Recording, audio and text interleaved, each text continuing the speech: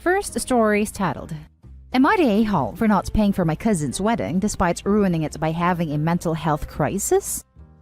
My favorite cousin was supposed to get married last year, but postponed to this year with only close family and friends invited, a total of 30 people. I was excited to go, as I live alone and my parents died when I was in college, so I try to make family a priority when I can. At the wedding, my aunts kept picking at me for being single, as family does when you get to your mid-20s with no partner, and something in my brain apparently broke. I don't fully understand what happened, but I started crying, just inconsolable weeping. I remember slumping to the ground crying, but after that, it's like my brain just shut off. I don't remember saying anything, but according to my relatives in the hospital, I kept rocking and crying. The next thing I remember, I was in the hospital feeling very calm. They kept me overnight, but released me saying it was just a panic attack. My cousin's wedding did not go well because of, well, that happening. In a wedding with 30 people, one person having a not minor mental health crisis is very hard to cover up or hide, and it derailed the events. She and her new husband are now raging that I ruined their wedding, and now owe them the cost of the wedding. I said no. I didn't intentionally ruin their wedding. I had a terrifying mental health incident that I am seeking care for. I've never had anything like that happen before. I get nervous sometimes, but it's never been like that. I don't even like crying in front of people. I am trying to seek therapy, but the closest appointment I can get is 6 months from now. Also, I don't have the money to pay for an entire wedding. Yes, I have savings, but I have to save that for the possibility of something happening in my own life because I'm the only person I really have. Obviously, the breakdown that happened at her wedding was over-emotional way of putting it. But the truth is that I am unlikely to ever find someone. I'm 25 years old. I have to take time to get my mental health in check, and even if I was 100% fine, there's no way for me to meet anyone now anyway. I only have myself. Everyone in my family has partners and a family. I'm completely alone. I mean, I even had to Uber home from the hospital because I don't even have parents anymore as they passed 3 years ago, and you don't get closer to your cousins by going crazy around them. They are now threatening me with being cut out of the family. I told them they were only proving my point, and have put everyone on mute since. Am I the a-hole? Now for the top comments. Everyone sucks here. You don't owe them the cost of the wedding. That's ridiculous. If a guest had a heart attack at the wedding, I doubt they would ask them for money. Your complete breakdown did ruin their day though. Edited to add, if you didn't want your mental health remarked on, then the post should have read, Am I the a-hole for not paying for my cousin's wedding when I had a medical emergency during the event? However, friends and family lose their sympathy quickly when an ill person, or addict, will not get help. The way you described the wedding event suggests that you need professional help with this ASAP. Already needed it prior to this, really. You say you are trying to seek therapy, but there are many therapy options even in COVID, and your family may be reaching their breaking point supporting you. Leave them aside for the moment and focus on getting yourself the help you need. Yes, I agree with this. OP, you say nothing like this has happened before, but it sounds like you had mental health problems before that perhaps you weren't taking care of. You're catastrophizing even in the post. There's no way for me to meet anyone now anyway. This is just ridiculous. You're 25. You don't live on Mars. You have access to the internet and presumably a job. Get the help you need. Okay, I'm going with a very gentle, everyone sucks here.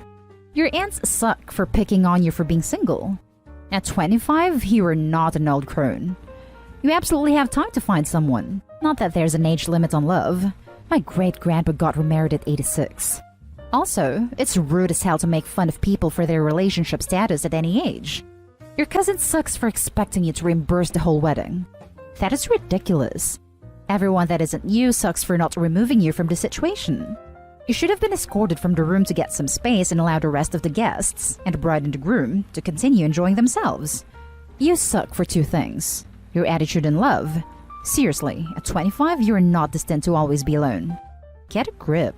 And for not leaving the space when you started crying. I have had many panic attacks, and I've been able to leave the space before breaking down. Obviously, everyone's mental health is different, but once it was clear you were getting very upset, you should have excused yourself. Again, this is a gentle, everyone sucks here, because panic attacks can catch you off guard, especially if this was your first. Not the a-hole for not paying, not the a-hole for an unavoidable crisis. But your whining about being single makes me think you aren't actually being apologetic to them and are taking a woe me attitude. You did ruin their wedding, and your breakdown is what everyone is going to remember about it. The least you could do is not make the aftermath about you too. Now for the next story. Am I the a-hole for calling my mom a terrible parent and temporarily running away after learning she listens to my therapy sessions? A little bit of context. I, 17 male, just started therapy because I was feeling incredibly overwhelmed and I relapsed into some bad habits. My mother, 48 female, is quite the traditional woman, and it took a lot of convincing because she thinks therapy is for crazy people. Anyways, I have been talking to my therapist for about a month now, and it's really helped me open up about a certain thing I wasn't comfortable with, like my dad's alcohol addiction, etc. My mom and dad are separated. So one day, I mentioned that my mom can be a little too much, and she forces me so much I cry myself into sleep for weeks because she keeps criticizing me. After I came home from that, my mother was looking a little angry, and I asked her what happened. She started screeching that I was an ungrateful brat, and that if I have a problem with her, I should say it to her face. She then started to call me some horrible names, and saying that I didn't appreciate her enough, that I'm, and I quote, nothing like she imagined me growing up. That was the last straw. I just got angry and told her she was a terrible mom and packed my bags to crash at a friend's house not far away. By the way, my friend is okay with it. She knows sometimes my household isn't safe and she's very welcoming.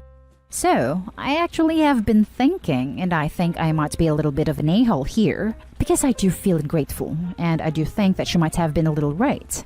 After all, she escaped from my abusive dad, and I feel like I might overreacted by leaving her for now, but this is eating me alive. Edit. I don't know how she heard what I said at the therapy session, but knowing her and my past experiences, it is very likely she snooped around at purpose. Not an a-hole at all. Therapy is a private time to talk about what hurts your mental health. It was way out of line for her to listen, and even more so to lash out at you for it. Do you know how she listened in? Not an a-hole. Please inform your therapist of what happened. Not an a-hole. Your mother was absolutely wrong from start to finish here. 1. Criticizing you to the point that you cry yourself to sleep. 2. Spying on your therapy sessions. Not sure how this happened, but it is a horrifying invasion of privacy. 3. Blowing up at you for your feelings. You are entitled to your feelings and to express them, even if someone wishes you felt differently. 4. Insulting you and telling you that you're nothing like she imagined. That is wildly unacceptable, arguably abusive behavior. This behavior sounds like that of someone who is emotionally abusive. You mentioned that your father was also, but that doesn't rule out her being mistreating to you. You, in contrast, have been great. You did all the right things, from talking to your therapist to leaving the house when the mistreatment escalated. Your mother is supposed to care for and protect you, that instead, she's hurting you. You should be damn proud of the fact that you are caring for and protecting yourself, and keep doing it. That guilt you feel? That's the desired consequence of her manipulative, abusive behavior. Acknowledge it and then reject it as BS. You're good, kiddo. Keep taking care of yourself. You deserve it. Not the a-hole. Therapy sessions are confidential for exactly this reason, so you feel safe discussing any topic you wish without the fear of any repercussions. What your mother did was a horrible violation of your privacy and your trust, and, ironically, proved the point you were making to your therapist. The next story is titled, Am I the a-hole for refusing to attend my brother's funeral? So, some background. I, 23 female, had an older brother, Lance. He was 8 years older than me and he absolutely despised me. Ever since the day I was born, he hated my guts and set out to make me as miserable as possible. Reason being was because he hated having a sibling, especially a sister, and was happy being an only child. To say that he was a bully is a major understatement. Our parents initially ignored it, as they thought it was just normal sibling rivalry. But when I was 5, they finally looked into his behavior and tried their very best to correct it. Nothing worked though. He got only worse and worse and meaner. One incident stands out in my mind. I was 6. He locked me out of the house when there was a tornado warning. Out of all the things he's done to me, that was the worst. because there actually was a tornado on the ground and it almost hit our neighborhood. When I was 10, he graduated high school and moved out. The last thing he said to me before he left was that I was worthless and would amount to nothing. Thankfully, that was the end of his days of bullying me. In the past 13 years that have passed since Lance moved out, we've only seen each other on a couple of occasions, one of which being his wedding, and he ignored me in all of them. Didn't even acknowledge my presence. He has 2 sons who I don't even know or were even introduced to. He told me that I would never amount to anything and was worthless. Well, I'm in nursing school hoping to fulfill my dream of becoming a nurse, and I have a wonderful doting boyfriend. Well, 2 weeks ago, I got a phone call from my mom. Lance was coming home from work and he lost control of his car and wrapped it around a streetlight. By the time the ambulance got there, he was already gone. I only felt heartbroken for my parents because you should never have to bury your child, but I felt nothing towards him. I made it clear to my parents that I was not going to Lance's funeral. Not after his years of bullying. They were not happy. They begged me to go, saying that I need to be the bigger person. He's dead and can't hurt me anymore. I need to be there for them, and I don't know the pain of losing a child. I understood how they felt, but he never once apologized for all these years of mistreatment. Not one word of remorse or regret. They tried insisting that he was a changed person, but I stood my ground and did not go. My abuser did not deserve my grief or my presence. If he had apologized, then I might have attended, but it didn't. My parents were absolutely furious that I didn't show up, and announced that they will never speak to me again, and they haven't since. My boyfriend stands by my decision, but I've been getting nothing but backlash from other family members saying I should have just swallowed my pride and went to Lance's funeral. So am I the a-hole? Now for the top comments. Not the a-hole. He is gone now. You never owed him anything. Not attending his funeral has changed your relationship with your parents. He was their son, but he wasn't your brother, and I hope that someday they can understand why you chose not to attend. This is the hill you chose to die on, so be prepared to not speak with your parents for some time. A dead a-hole is still an a-hole, not an a-hole. Not an a-hole. It was nearly no a-holes here, but your parents choosing to lose both children over this tipped the scale. Funerals are for the living. Your parents needing your support there isn't a surprise. They are grieving in a way that isn't comprehensible to those who have never experienced such a loss. You, though, have zero obligation to go to your brother's funeral. In time, I hope your parents come back around and they process their grief. Opie's parents' actions make it fairly obvious he was the golden child and she was the scapegoat. Even in death, he's more important than Opie. Are they really willing to lose you too over this? Then not an a-hole, because they obviously don't care a bit about you. They were willing to risk losing her when they chose not to protect her the first 5 years of her life, or do anything when he tried to end her as a little girl. Now for the last story. Am I the a-hole for making my 19-year-old cry because I said we have nothing in common, and that's why we aren't close? My daughter 19 and I, 40 female, live together. She's in online college, so home all the time. We're total opposites. I am a girly girl, she is a sweats and throw hair up in a bun type. She is into anime, which I try to watch with her, but it's the most annoying thing ever. She also loves comics, so I did learn about them when she was younger. Basics like Supergirl and Superman are cousins, etc. So we sort of talk about that, but it's hard because she knows so much and I don't. I used to do a mother-daughter book club with her, but she kinda didn't want to do that when she was in high school. So the other day, she said she wanted to talk. She said she was upset that we didn't have a mother-daughter bond. I told her I love her very much, and I'm sorry she feels like that. She said other mothers are super close to their daughters, and I pointed out that they have common interests, do spa days, make up together, etc., and we don't have that much in common. She started crying and won't talk to me. My ex called and yelled at me, saying I'm a horrible person. Takes her to fix furnaces and stuff, and suggested I do stuff like that, and I told him I barely know what a furnace looks like and can barely use a hammer, so it's a bit hard to bond over home improvement. My cousin also called and yelled at me. I feel bad, but I have tried, and I love her and support her, so I'm not sure what else I can do. Am I the a-hole? You're the a-hole. If you had followed up that you have nothing in common with, but let's work together to explore things we both like and do those things as mother/daughter, then my opinion may have been different. No a-holes here. If most of your activities aren't for her and vice versa, as you detailed above, there is a third option. That said, no one is forcing you to be close, but if it's something you both want, then it seems that you have some work to do. Just my opinion. No one is forcing you to be close. I mean, she is her mom, so she does have an obligation as a parent to have a healthy bond with her daughter. You're the a-hole. You're not the a-hole because you struggle to find things in common with your teenage daughter. You're the a-hole because your daughter desired something meaningful and relevant. She reached out to you and expressed herself maturely and respectfully, and you shut her down with a flimsy, and frankly lazy, excuse. Your child made herself vulnerable to you, and you dismissed her because she's boring to you. Not your exact words, I know, but I guarantee that's how it came across. Go back to your daughter and say something along the lines of, our conversation through me because we're interested in such different things. Let's find a way to make that work for us. Let's plan something around, insert one of her interests here, then we'll try insert one of your interests. Make an effort as her mother. Don't be lazy about this.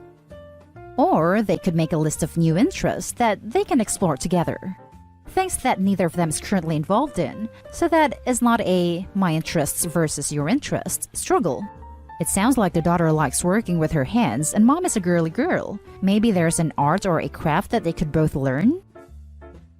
And that's the end of this video, folks. As always, leave a comment and hit like and subscribe. And if you want more of this content, turn your notification on to get updated on the latest videos. And I'll catch you in the next one. Stay safe.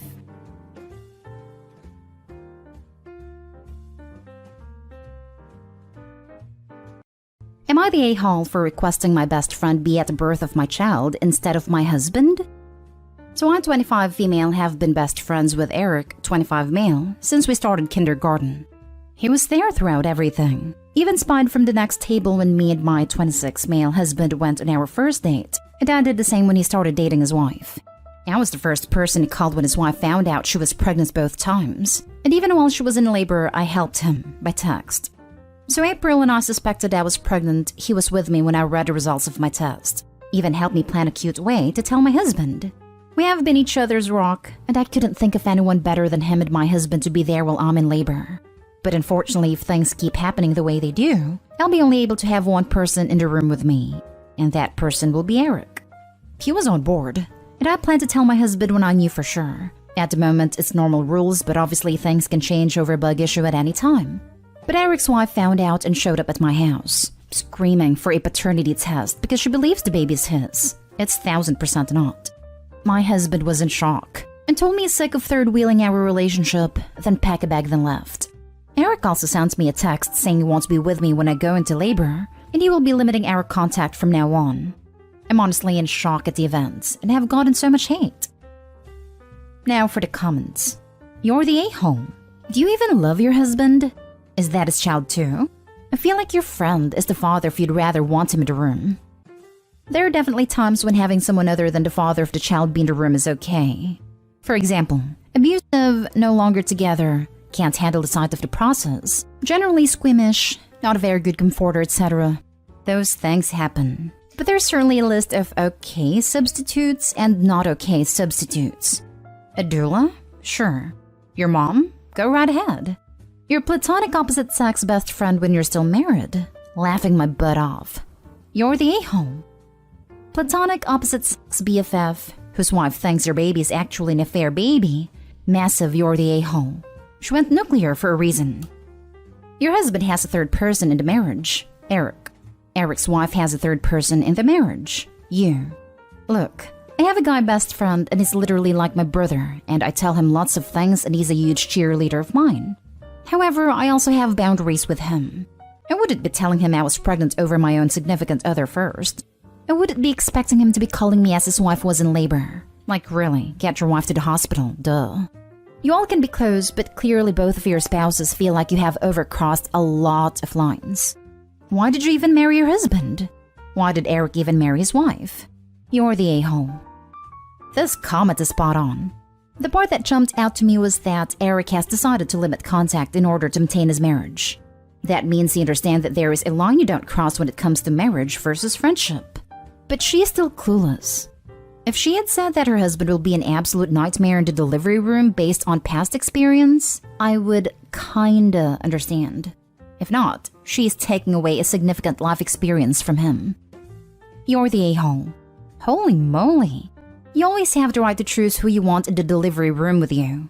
However, if you choose someone that is your life partner, what does that say about your relationship with him? What does that say about how you feel around them? If you don't feel safest and or trust the individual who you are married to and father of your child, then what exactly are you doing here? Is husband your beard, a sap who you can use as a shield to deflect any accusations of having an emotional affair with Eric in front of his wife's face? Your husband is right, and ironically, he is literally the third wheel in his own marriage. Yuck. And seriously contemplate things at this point too. But I feel so awful for your husband.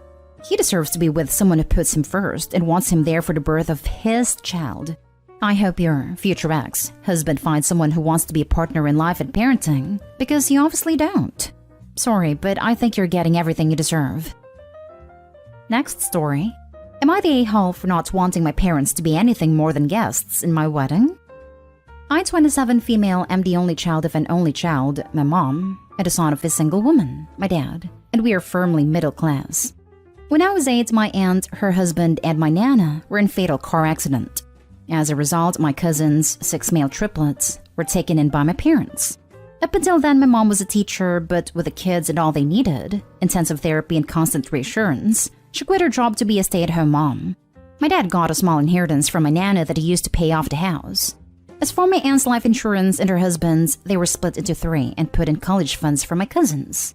From ages 8 to 13, my parents were too focused on my cousins that they forgot they had a daughter, and the money was so tight that I had to quit all of my hobbies, because my cousins' hobbies were expensive and that they needed to make sure that they maintained the same standard of living for them. At 13, my maternal grandparents sat me down. They said that my parents drained my college fund, and that they were threatened by my parents of no contact if they tell me, but that I was old enough to keep the secret. They also said that they will be giving me what they could when I go to college. I guess that was it for me. I stopped seeing my parents as anything more than an egg and sperm donor at the point. Fast forward to when my cousins started going to college, and I guess my parents remembered that they had a kid, but I wasn't interested in having a relationship with them beyond an occasional phone call. Now I am about to get married. I asked my grandpa to walk me down the aisle and my grandma to take on the traditional mother of the bride role for me. Then, because I'm direct like that, I handed my parents their invites in person and told them that they are welcome only as guests or not at all. They got angry, and when they asked why, I just laid it out on them. And now they're trying to apologize, but it is too little too late for me. My cousins contacted me trying to make me take it back, offered me what was left in their college funds since they didn't know that I didn't have one, to make it fair. I refused, of course. It's more the emotional neglect that hurts, not the money. But a friend said that I was too harsh, that I should forgive and forget. So am I the a-hole? Your parents are lucky you invited them. I hope you can have separate relationships with your cousins though. We do have a relationship. I never held it against them and they are genuinely nice people. I'm so sorry. This should never have happened to you. But I'm so glad you have your grandparents. Not today, Hall, and I'm happy you're honoring them on your day. Congrats on your upcoming wedding. I hope it's a beautiful day. I do have to add, your cousins didn't know, so maybe at some point you won't be mad at them, if even you are. Thank you for the congratulations, and I don't hold it against my cousins.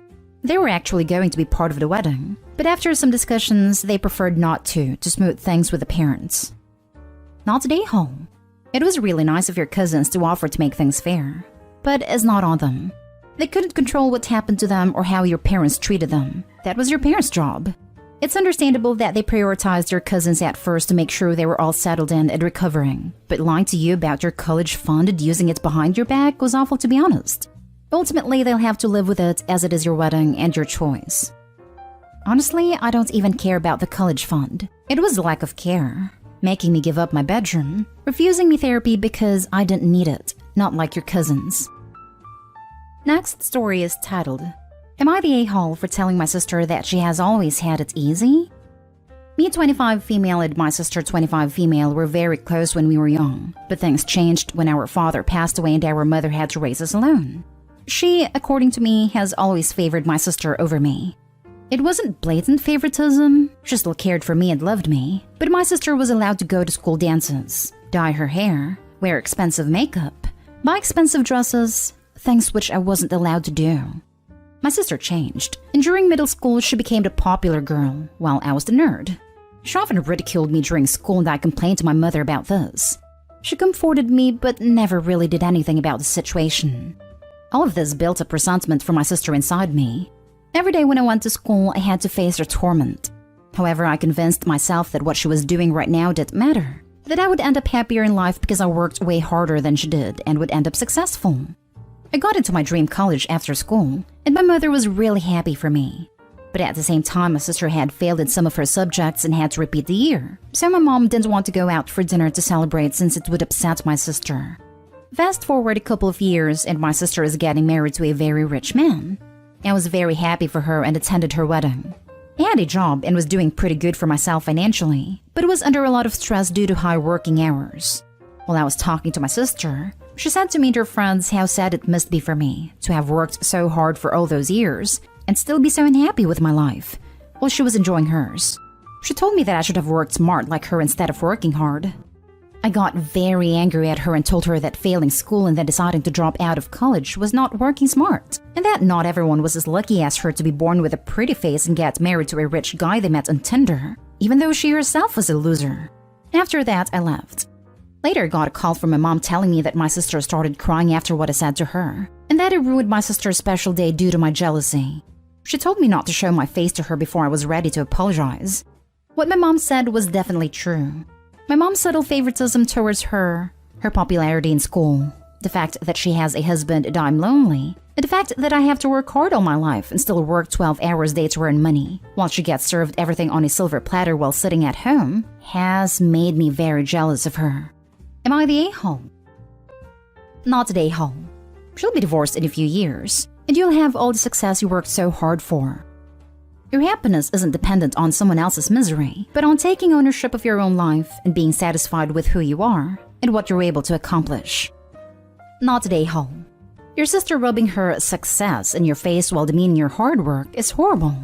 And like the previous comment said, she will likely be replaced once her hubby finds the next pretty face, especially if she has the personality and entitlement you describe.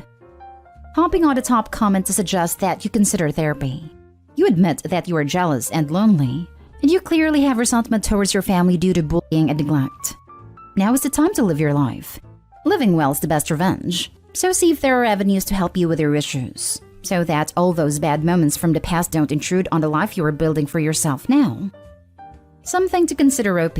Part of therapy may be to go low contact or even no contact with your sister and mother. Seems like you've really struggled with identity issues due to the favoritism. As far as marriage goes, when you find the right person, chances are you will, it will have more substance than your sister's marriage. She seems very materialistic and relies too heavily on physical appearance. But at some point, her looks will fade and or her husband will stop dealing with her entitlement unless she changes. Focus on yourself. Find hobbies to distract you from the BS. As far as your employment goes, making money is great, but you have to ask yourself, is the money worth the stress? If you can say yes, great. Chances are you'll say no and you should seek new employment. Next story. Am I the a-hole for telling my mom that I can't wait to move out and leave her with my siblings? This post might run long, but there's some backstory required. So I, female 25, currently live with my parents along with my siblings, female 26 and male 23. None of us pay rent because my parents want us to save up. Both my sister and I have full-time jobs after going to university and have stable careers. My brother was spoiled since he was young and dropped out of college twice and currently works with my dad, meaning he goes to work when he feels like it, once a week and for 1 hour. Other than that, he doesn't do anything in the house and sleeps all day, and neither does my sister. Alongside my mom, I cook and clean for them since I know how to as I was the only one who moved out for college. My mom or dad don't force them to do anything, so they don't. They don't know how to cook or clean.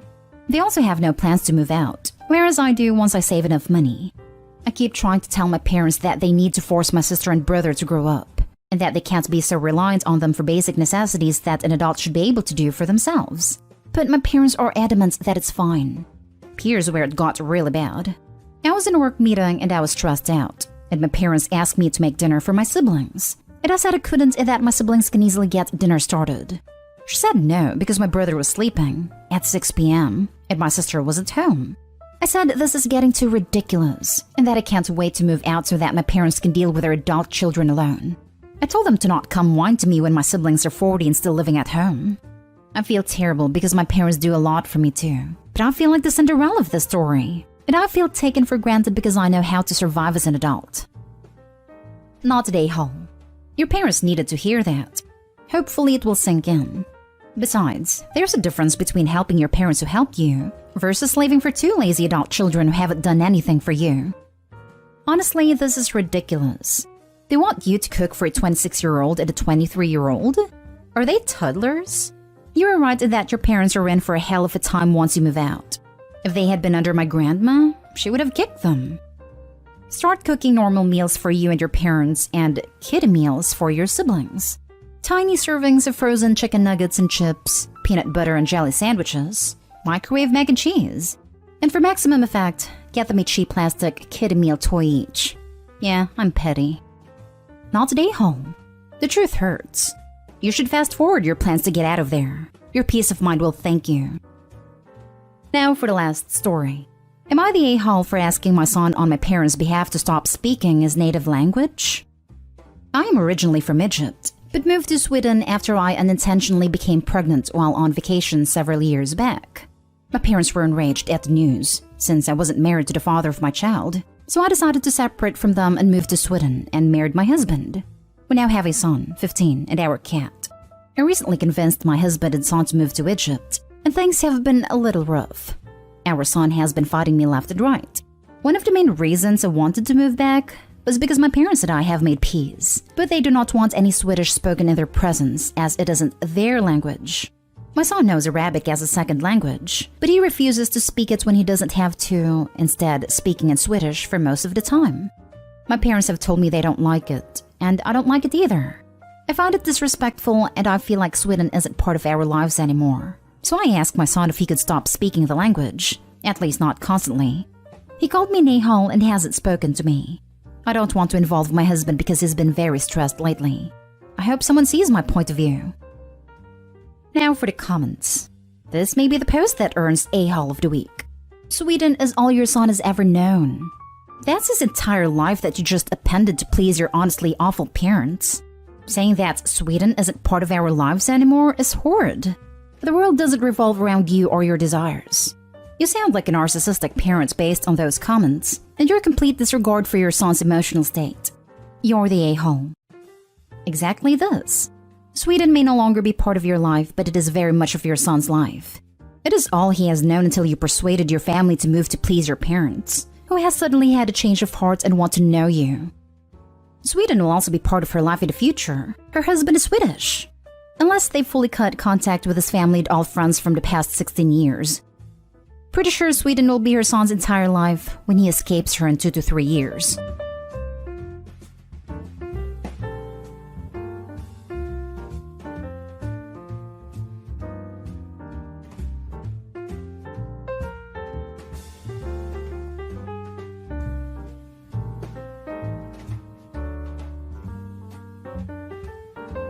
Am I the a-hole for telling my mother she is the reason why I don't want a relationship with my siblings? I, 30 male, have 3 younger half-siblings through my mom. Because my mom had primary custody, I grew up with them and I was miserable because my mom has the siblings always share mentality and I would be punished if I didn't want to. This was mainly an issue because only 2 of us have the same father, and whenever each of dads gave us something and the others wanted it, we would be expected to share. And because my dad was the most active in being a parent and had more money, my siblings always went after my stuff, sometimes without even asking, and I could never do anything about it without getting punished. There were times I didn't even get to play or use the things that my dad gave me because it wasn't my turn, and if my siblings broke or damaged it, my mom would shrug it off because things happen, and to just tell my dad to buy me a new one. This made me so angry, because not only did I feel like I could never have anything nice for myself, but my dad couldn't always afford to get me a replacement. He had more money than the other dads, but he wasn't rich. I remember being my happiest when I was with my dad and wanted to stay. but because he lived in another state and had a crazy work schedule, I could only be with him in the summers. Not only that, but I was made to feel bad if I ever voiced my displeasure living with my mom, because she was a single mom trying her best, and I was always provided for and never physically harmed, so I should just be grateful. It wasn't until I was 16 that my dad became fully established enough in his career that he was able to have a more flexible schedule, and was even able to move closer to me. He said that I was now at an age where I could decide, and said that he would welcome me with open arms. So when I went to visit him during a long weekend, I just never went back. It wasn't necessarily planned and my mom was upset, but I just didn't want to go back and my dad didn't make me. After that, I've been in low contact with my maternal side, only really seeing them on Thanksgiving, and for years, they swore my dad turned me against them. One day, my mom was complaining about how low down my father was, and something in me broke.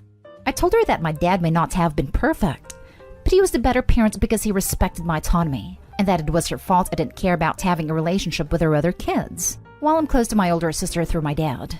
Now I'm getting chewed out. Am I the a-hole? Now for the top comments. A woman who failed to ensure her kids respected each other's boundaries is complaining that the kid who was regularly on the losing end has set up a boundary? It's not surprising. Not the a-hole. This is so beautifully and eloquently put. I have nothing to add except my appreciation for the sentence. Not stay home.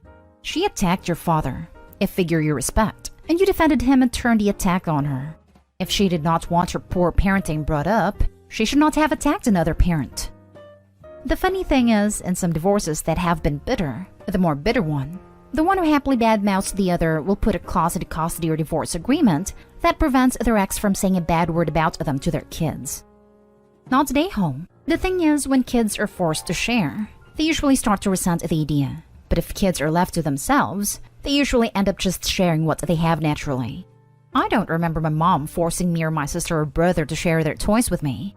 We'd have a few toys that were ours, and we could play alone. But that usually got boring, so we'd find a sibling and they'd join in.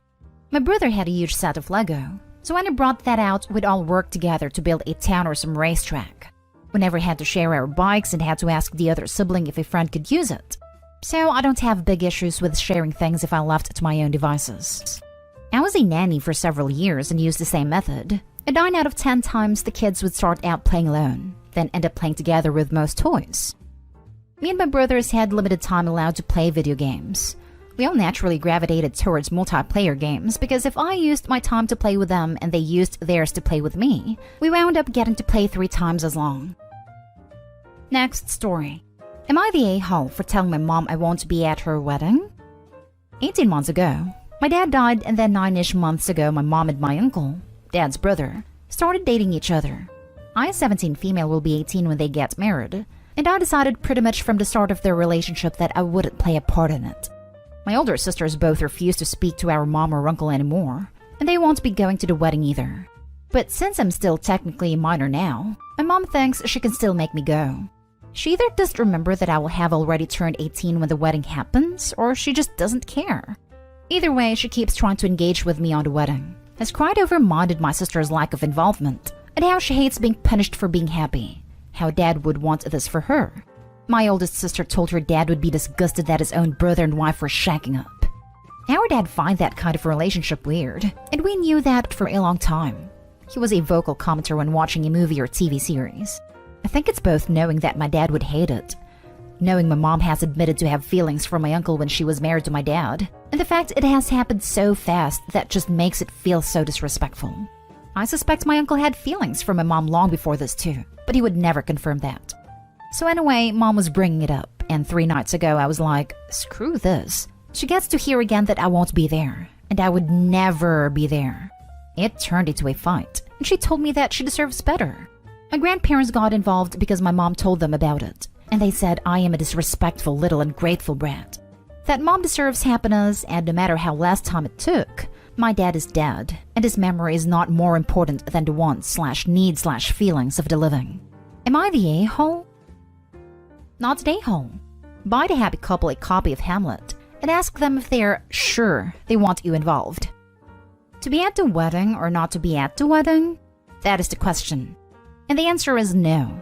Buzz off. Not the a-hole. The ick factor is high here. Were they having a relationship behind your dad's back? Not your circus, not your monkeys. Go have a lovely day out with your sisters on their big day.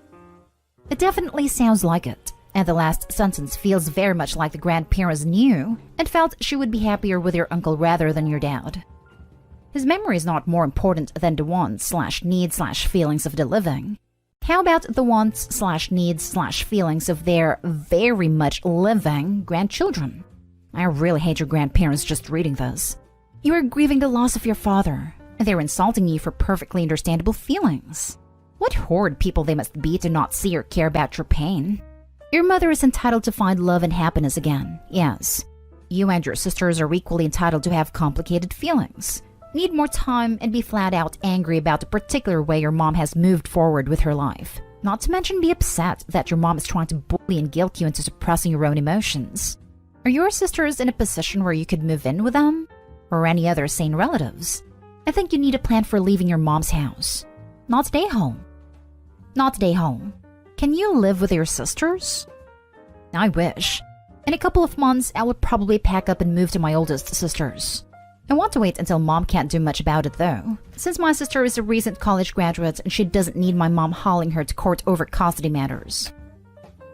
Next story is titled, Am I the a-hole for getting upset and asking my mom to pick me up? This happened last Friday night when I, 14 female, went to my dad's for visitation. My dad lives with his wife and my stepbrother who is my age, and my half-brother. We each have our own bedrooms, but I have learned that I can't really keep anything over there because it just disappears.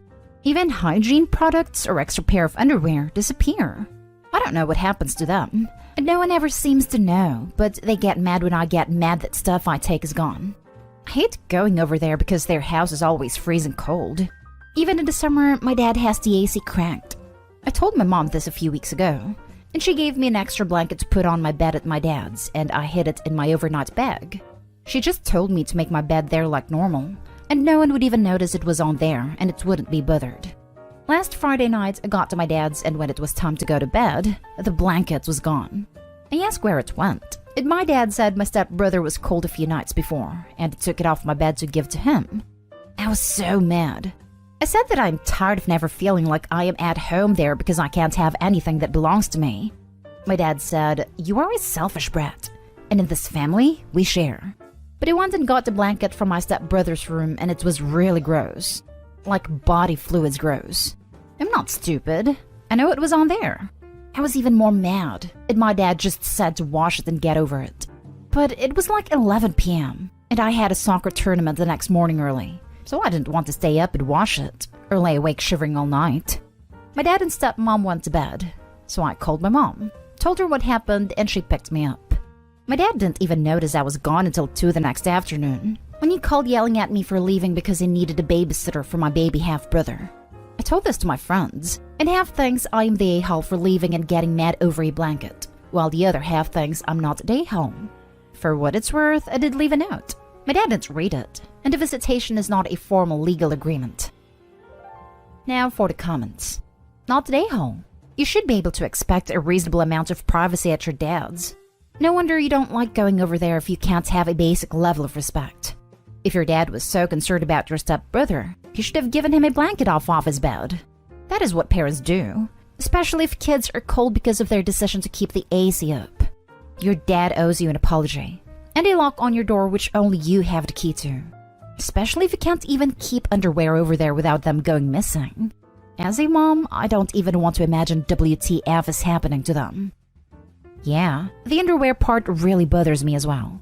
To me, it says run away screaming. Not the a-hole. The whole post was a clear not the a-hole, because you should be able to feel welcome at your home, and that right was taken away by your possessions being stolen. Your dad was being an a-hole by claiming in this family we share, which is obviously a one-sided concept. And to top it all off, he admits that he was going to force you to babysit, displaying his true ulterior motives.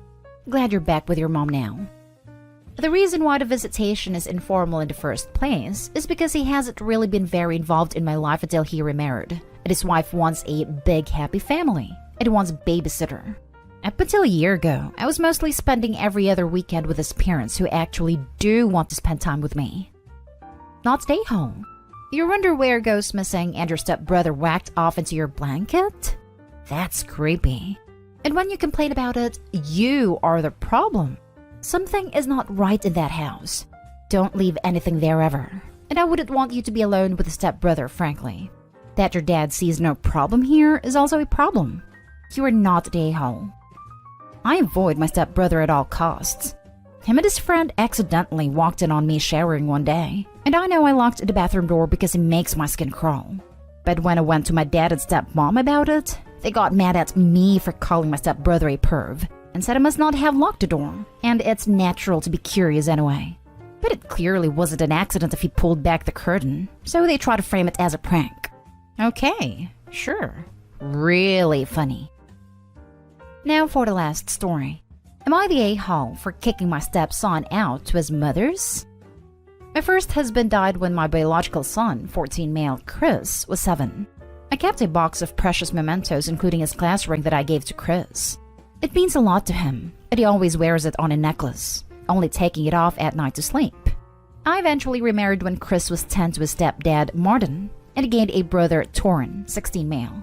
Martin has joint custody with his ex, but Torin spent more time with us after the marriage. Now, me and Torin don't have the best relationship. Try as I might, he's never taken to me and has never liked me, and has told me to my face that I can't replace his mom, and sometimes he's rude to me. Things aren't that great between him and Chris either, as they are always arguing and Torin likes to pick on Chris. There's also been a few times Torin was supposed to make sure Chris got home from football practice, but instead forgot and left Chris stranded without telling anyone, and he's been forced to walk home a few times because of it. Luckily, we don't live too far from the school, but it's still almost an hour-and-a-half walk. A lot of times, Martin lets these things slide and tells me it's just a normal brother's thing, or that Torin is still getting used to me, and I usually leave it alone, until recently. In the last week, Chris lost his dad's ring. We looked for it everywhere and couldn't find it. Chris has been in literal tears since he lost it. Today after school, Torin and his boyfriend were hanging out outside and it was getting late. So I went outside to tell him it was time for his boyfriend to go home. Torin looked shocked when I came outside, and I immediately noticed why, because Torin's boyfriend was wearing my late husband's ring. Torin has apparently stolen it and given it to his boyfriend. When I confronted them, his boyfriend didn't even know it wasn't Torin's, and Torin had told him it was his dad's. Pissed, I couldn't deal with this any longer, and since his dad wasn't home to deal with him, Martin's away on a business trip. I told him to pack his things and I dropped him off at his mom's house. His dad called an hour ago saying I was being too hard on him, and his mom thinks I'm overstepping and doing more than necessary. Am I the a-hole? Not the a-hole. I don't think this is an overreaction at all. His almost adult son has told you that he doesn't look at you as a stepmother or authority figure. You took him to someone who he does see that way. Please tell me you got the ring back. I don't think you went far enough. I would have gotten the police involved. P.S. Please keep that box of precious mementos secure in a safety deposit box or something, in case Torin decides to retaliate. I think it's better son has a lockbox/safe in his own room so he doesn't feel it's not his home, if that makes sense. Not being able to keep his father's things with him might make him start thinking about when he gets his own place/stop thinking of where he is as a homely place he can relax. Obviously, living with someone who's bullying him is already a problem, and having to lock valuables away won't help, but at least he'll have them near him and be able to look whenever. Not the a-hole. He stole your son's ring knowing it was important and gave it away to someone else. He is the a-hole. You didn't mistreat him, but sent him to his mother's place. It's not a harsh punishment at all to remove him so he doesn't bully your son. You have a right to hold him accountable as his guardian of the moment. If you are not his guardian, then you were also right to send him to his mom. You have more problems than his stealing and behavior if your husband doesn't think anything wrong happened, or that there shouldn't be any serious consequences for disrespecting his stepbrother. He doesn't respect or care about your son. Absolutely not the a-hole, but your husband is the a-hole for not stepping up and letting it get to this point. Your son should be just as much as his now, and him having to walk an hour and a half because his stepson forgot? Unacceptable. Should have had a very serious talk with him about responsibility then. Now he's stealing from his brother, prized possessions no less, causing him great distress and thinks it's okay to give them away? A line's been crossed, and right now your son needs you to be his advocate because who knows what else he's been putting up with from him, especially at school away from supervision. Even if it means pushing back against your husband. Really feel for the kid. Edit. Both his mom and dad think you're overreacting after he desecrated your late husband's belongings? Shows exactly where he's getting it from. Wouldn't move an inch on this until there's an apology and some serious changes. Otherwise, you've got bigger problems looming.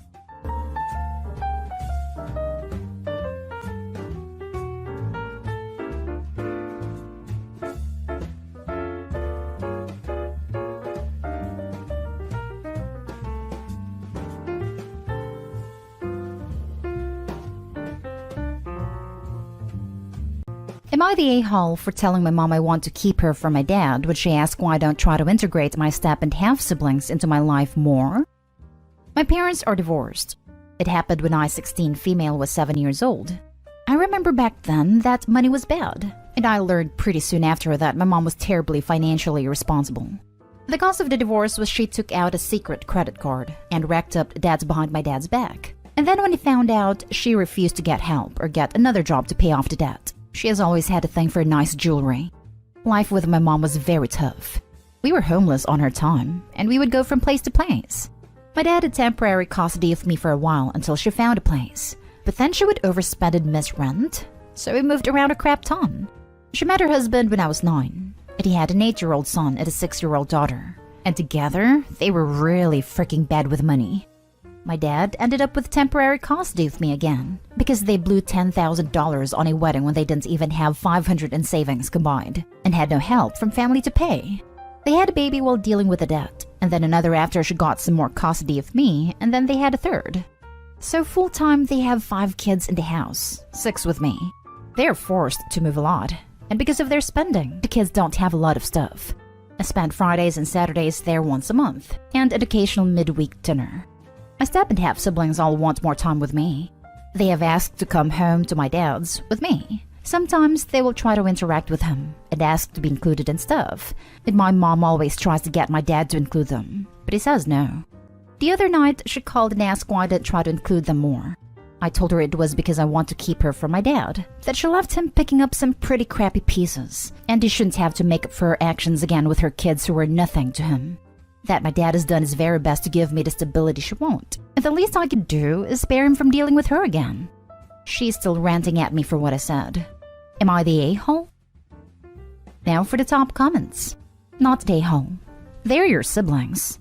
They're not your children. If they want more time with you, then they can ask to have you around more.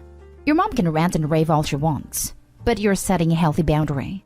If she doesn't like it, she can get over it.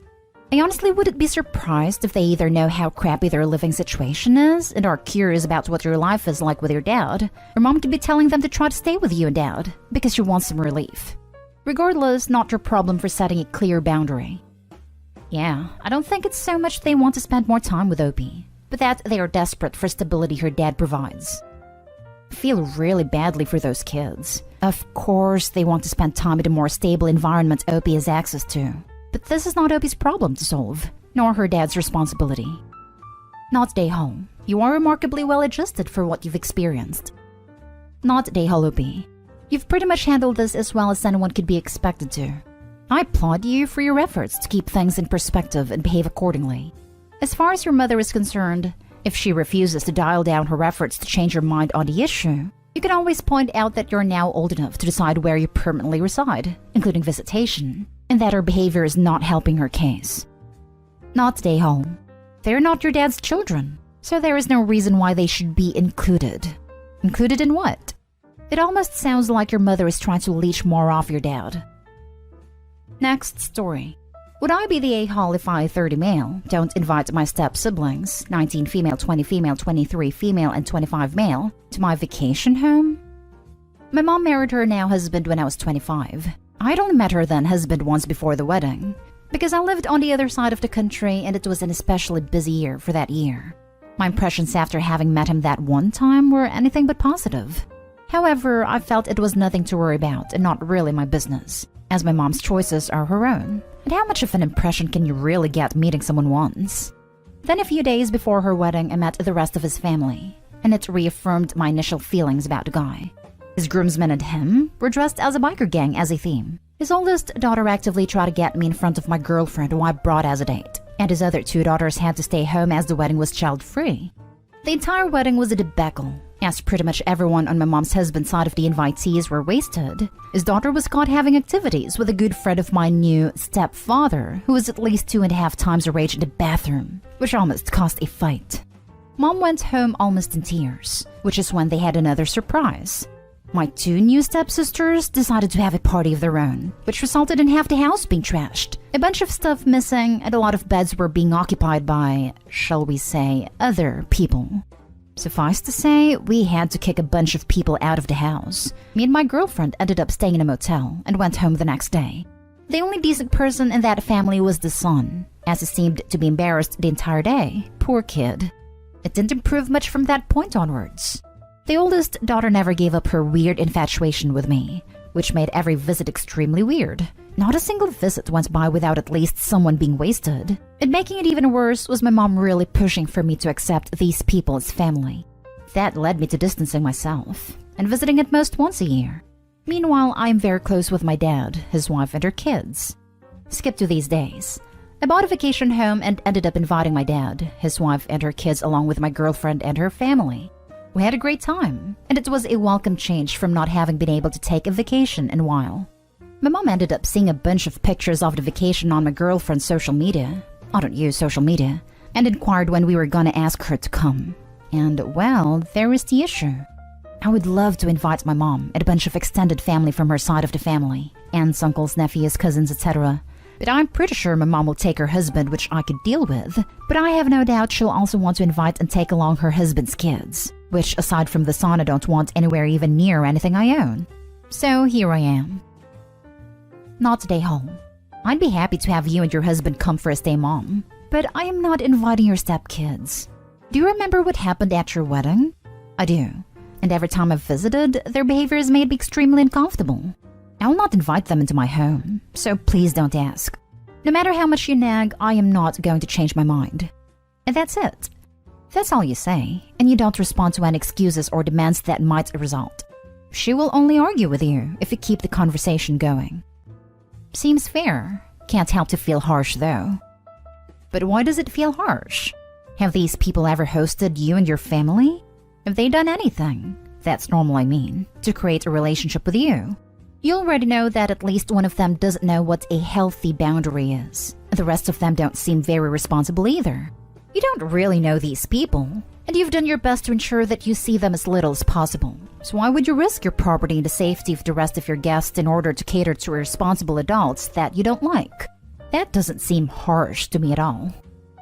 I think it is largely because a large part of me feels extremely bad for my mom. It is trying to understand what she sees in this dude and his kids that makes her try so hard to get me involved too. Not today, home. Your house, so you're saying who stays there. On my point of view, I would invite nobody. Not your mother, not her husband, not the kids. As it started bad during the wedding, it will end worse in your house. Stay your ground and keep them out of your life. I don't want to downright boot my mom from my life, but I am inching closer to that though. Next story is titled, Am I the a-hole for giving our son's saved funds to our goddaughter and grandson? Hello. I've come across similar stories in this subreddit and have come to share mine. I've recently made a decision which have my son and some other family members hating me for it, but my partner and I are together in this decision. We have an account with money saved for my son, who is currently 22. This isn't exactly college funds because we have government subsidies, but just for easier referencing for Americans. Savings we made since he was young, and they were intended for his school, family, business, or whatever he needs when he becomes an adult. My son met this girl in his school when he was about 15. It had introduced her to us and we were accepting for their relationship. We consider her our daughter and form a good relationship with her parents. My son and the girl broke up a year ago when she got pregnant. He does not want the baby, but she does, and she insisted on giving birth with or without him around. I'm not sure about their whole story, but since our families are close and both me and my partner like this girl, we decided to stay in her and our grandson's life and we call her our goddaughter, while my son moved away to pursue his career. Being a single mother is hard, and because the girl's family is less well off than ours, we decided to use the savings we got from my son for our grandson and goddaughter. We even told her she can move in with us. Though she declined, the door is open and we will provide any support we can for them. My son will be fine without them. He earns his own living and is not suffering from lack of money. When my son got to know that we gave his money to his ex, he got very upset and said that the money was promised to him, that he may need them in future, and that I had chosen his ex over him. He was already unhappy with us keeping our relationship with her family and baby, but this one made him feel like he got betrayed by his own family and have nobody to depend on. The explanation I gave him is that she needs the funds now and need them more, while for him it's money in case of emergency. Furthermore, the child is my grandson whether my son like it or not, so we have every right to help our family. My son has turned this into a family drama, and some of the others in extended families are saying we did him wrong. Are we really? Not today home. It's ultimately your money. Simply being told it was to help him out doesn't make it his. On top of that, you're using it to support the child it sounds like he isn't supporting. It's similar to not getting an inheritance he thought he was getting, except you're still alive. Some of the others in extended families are saying we did him wrong. Turnabout is fair play as far as I'm concerned. He feels his parents did him wrong while quite literally doing his own kid wrong. Let him wallow in his own pity party. Love this. He is being a full-on hypocrite. Tell him to man up and take care of his kid. And by the way, he is 22. He has been an adult for a while. His mommy and daddy need to explain actions and consequences, which is obviously something he has not learned yet. You are being way too easy on him. Next time he or any family member comes wanting to you, go full and hammer time, and let him know how ashamed and embarrassed you are of him. And I sincerely hope you are. His actions deserve nothing but scorn, and ought to be rewarded by giving him fun money. You are great for standing by your grandson, but seems like you've already enabled him way too much. He acts like that and expects free money from you? How to know? Not stay home. As far as I'm concerned, the money is going to him. It's just going towards fulfilling his obligation as a father. If you don't mind me asking, does he often treat women this way? Like, was he just scared, or does he make a habit of treating women poorly? He used to treat the girl very well, like a princess in his words, and they have been together for years, unless there are things they did not tell me. He changed after COVID struck and had lost some money, but still had enough to sustain himself. As far as I know, he wanted to start anew by moving elsewhere for a change, but the girl was unwilling, and at the worst time possible, she got pregnant. They argued over keeping or terminating, and they separated since then. Last story. Am I the a-hole for restricting my daughter's visitation time before her dad deploys? My 36 female children, 4 total, spend every other weekend with my ex-husband and his wife, including my oldest 16 female who is not biologically or legally his. This past spring, the wife got a new job that would prevent her from transporting my children to and from school since they live outside of the district. It is not a civil situation at all, and there is a severe lack of communication coming from them. I heard through my children that my oldest would be driving them to and from school from now on. My daughter got her license 3 months earlier and is not quite comfortable driving on her own yet. She is far too inexperienced to drive that commute in rush hour traffic twice a day with all of her siblings in the car, one of which has behavioral problems and is prone to tantrums in the morning. I texted them when I heard this and told them they would need a different plan for transportation. It is not safe.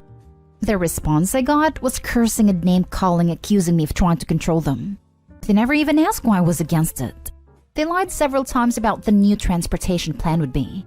But when I told them I would not send her to their home if they intended to use her as a chauffeur, my ex took time off of work to drive them until the school year ended. At the beginning of summer, I contacted them and proposed a plan that would get her more ready to drive them, since I assumed they would need her to do it this fall. The plan was for us to go in 50-50 on a car for her, so she could drive herself and the younger kids to and from his house for drop-offs. That would get her used to the car, the commute, and driving her siblings without a set arrival time or worrying about classes.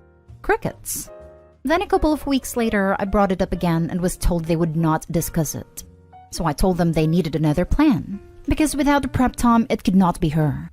Right before the school started, I insisted they tell me the plan for transportation and was told very aggressively that she would be driving them. As a mother, the only way for me to keep all of my children safe is to remove her from the equation. My words didn't matter, so I was left with action. My ex deploys in January, but to nowhere dangerous. Currently, my 3 youngest go to their house every other weekend, and my oldest only on weekends to avoid them having her drive them to school behind my back. I've spoken with her about the situation, and she understands as she was uncomfortable with the idea to begin with.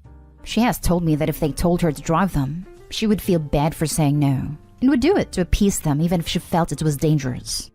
Now X says I am vindictive, manipulative, and ripping his daughter away from him right before he deploys. Am I the a-hole? If they intended to use her as a chauffeur, this right here is the problem. When you first noted that your eldest is not your ex's biological or legal daughter, my first reaction was, what difference does that make? Is she not part of the family? The rest of your post explains that. No, indeed she's not. They intend to use her as a chauffeur, which is why they don't reply. And when they do, they reply with cursing and yelling and other attacks. Not only do you need to do this to protect your eldest and the rest of your kids, you should think about a modified custody arrangement. This isn't safe, and it sucks for all of them. As it is, you're doing what you can to protect your children, so you are not the a-hole all the way. Jumping on this to say, depending on where you are, it may be illegal for her to drive them. There are often restrictions for young drivers because they're inexperienced.